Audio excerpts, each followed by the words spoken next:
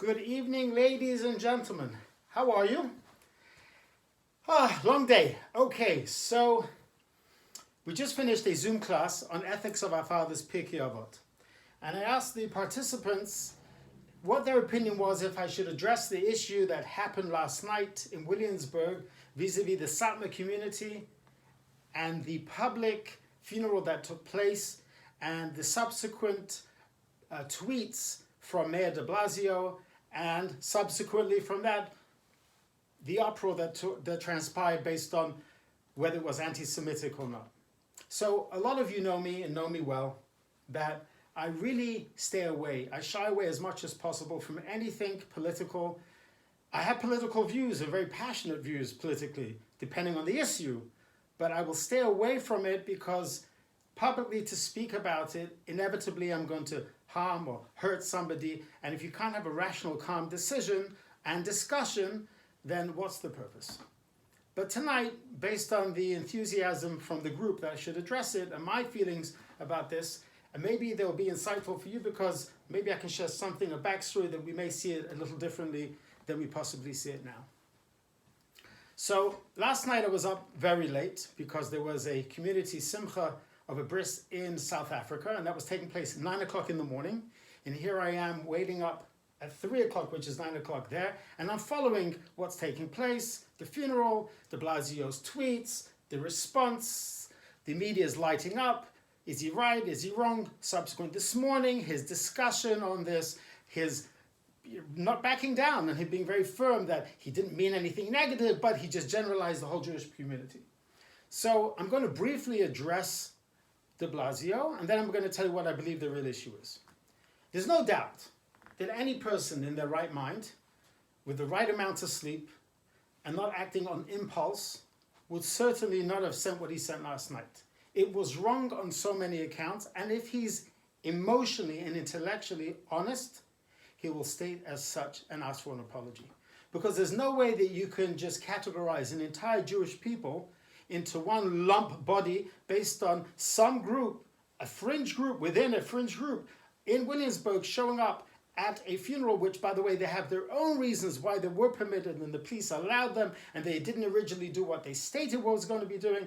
I'll get to that in a minute, but you can't lump the entire Jewish community, especially not in New York City, when the entire world is going through a pandemic, when there's been an unbelievable onslaught of anti-Semitism over the last year plus, in Brooklyn specifically, and then turn around and just identify one group and lump everyone in there. It's absolutely wrong, and he knows it. Now, does he have a right to be upset or angry? 100%.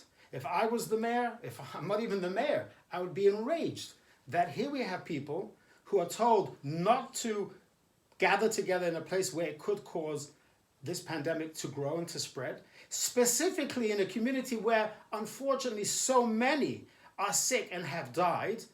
So when he saw this, there's no doubt he should be upset, and rightfully so.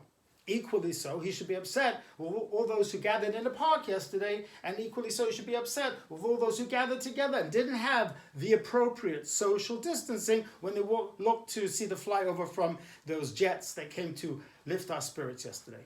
But I believe that all of us know, he knows, and every honest person knows, that what he wrote and how he wrote it was wrong, but the fact that he was upset, that's not wrong. He's 100% right.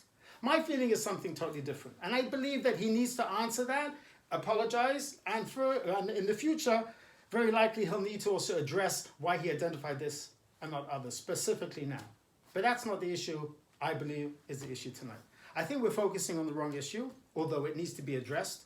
I think the greater issue is, how is it possible that a community that has been dealt such a hard blow of so many loved ones? My friend told me, C.A.S.H bias asher in shameis. We say that in the Torah by the Egyptians, there wasn't one firstborn that wasn't inflicted with makas bechoros, the 10th plague of death of the firstborn.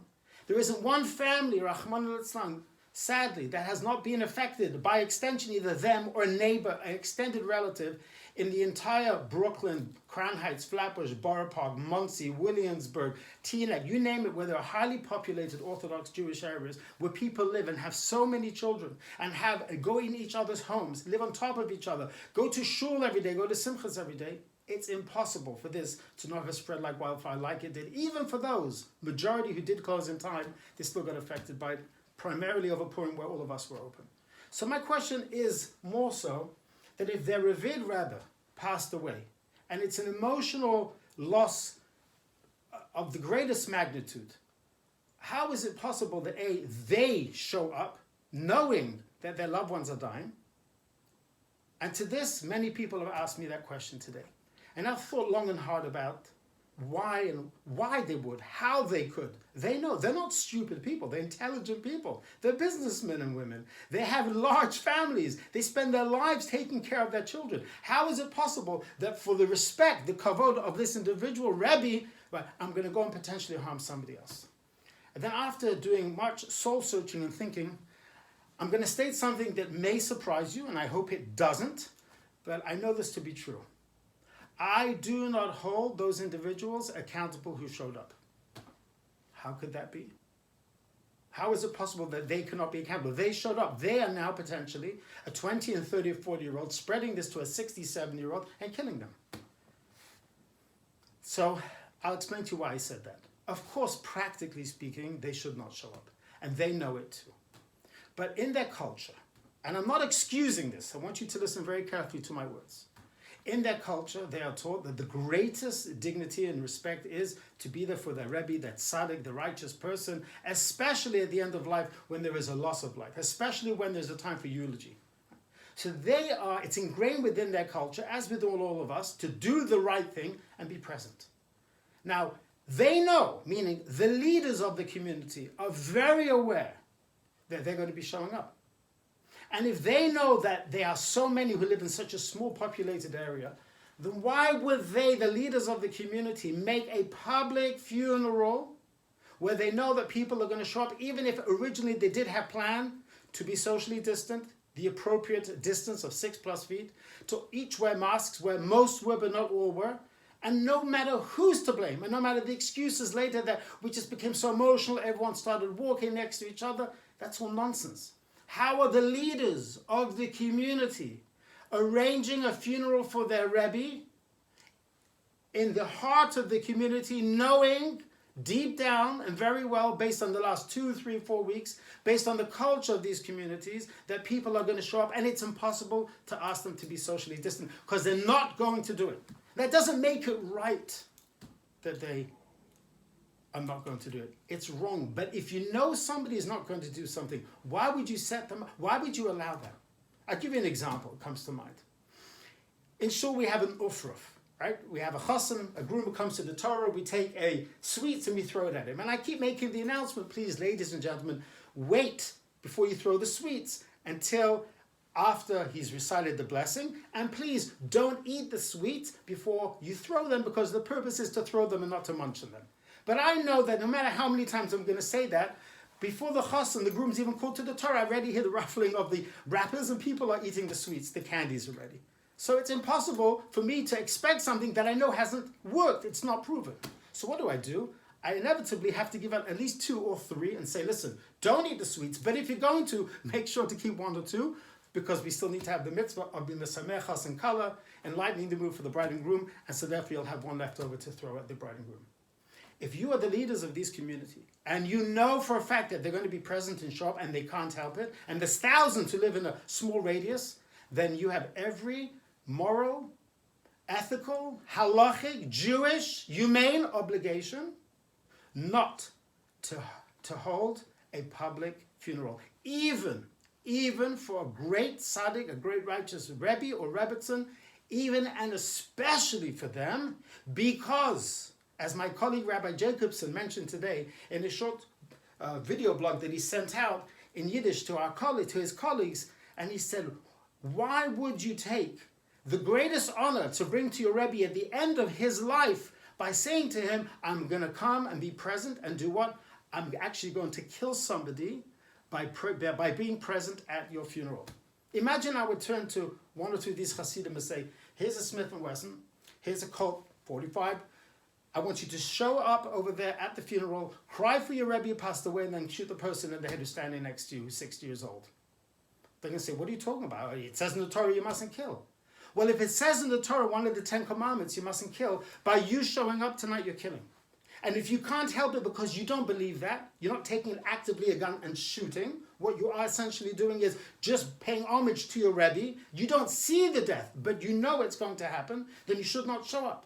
But if I'm the leaders of the community, and I know that they're going to show up because they're bred that way, they don't know any other way, it doesn't make it right, then you, the leaders, have the obligation to take 10 Jews, take the Rebbe, and bury the Rebbe privately in, especially the Rebbe passed away of COVID-19, take the Rebbe with a minyan and do social distancing and say Kaddish and cry and say the Kaddish and then cry and then share with everybody what happened and then come back. And after this is all over, have the ability to mourn as a community.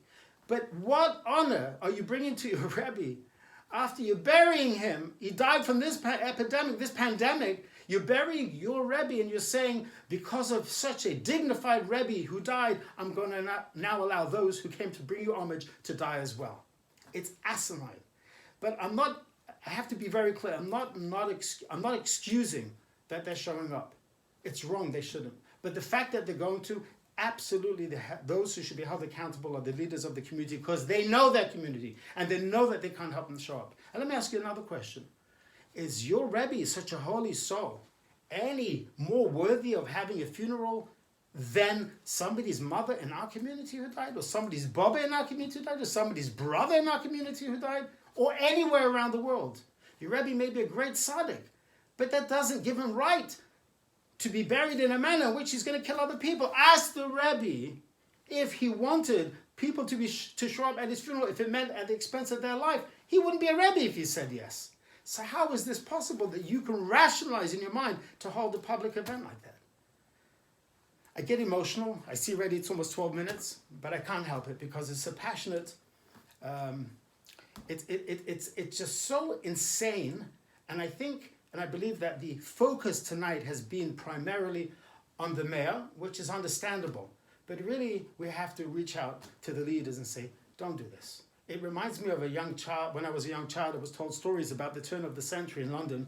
There was such poverty, the little boys and girls were going around nicking, we say, pickpocketing people's wallets out of their pocket. And believe it or not, in those days, it was capital punishment by public hanging.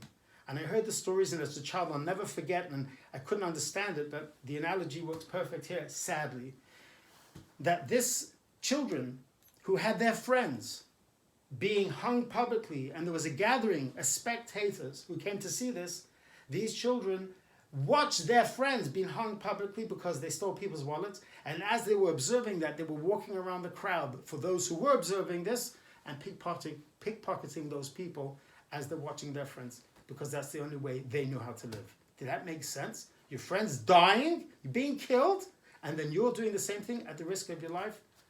It's exactly the same thing over here. You don't need to go. You shouldn't go. If you want to go, no. That so many in every community around the world, mothers and fathers died alone. Children weren't able to be there with their parents during the funeral. After our loved ones are laid to rest and they're at peace, the children, the Torah gives us the mandate of Shiva because it brings consolation and comfort and love for the children, for the living, and they're not able to receive this.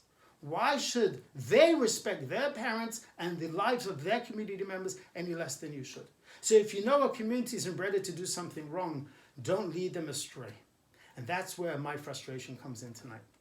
It's not an easily fixable situation. There are beautiful communities, there are good people, there are wholesome people, there are loving people, the family-oriented, the charitable people. They're human beings, but at the same time misguided and in this case, dangerously so. So while we can all have our opinions about de Blasio, and I'm sure you agree with me on that, putting aside the political aspect, this is no doubt that this was wrong. And this is no doubt that we're not over yet. And we have to have the leaders of each community stand up in every religion and no religion, stand up and say, this is wrong. If you love your loved one, then you do the right, the just, and the hard thing, which means not show up because I love you and I respect you, not the opposite. Thank you for bearing with me through this long vlog tonight, but I will also follow up that I'm going to be having this discussion. I'm waiting for COVID to be over to have a live class on unorthodox and all the questions that have now arisen from this Netflix series and these items that are happening here. I wish you a good night. I wish there should be no more strife. We as a people certainly don't need any more exposure. We need only love, only unity, only happiness, and only joy. And God should send all healing. And all those that made mistakes should recognize them. They're human, apologize for them. And all those that can make amends and do the right thing moving forward, may God be with us and help us all. I love you all. Have a beautiful night. Stay safe, stay healthy. Laila Tov.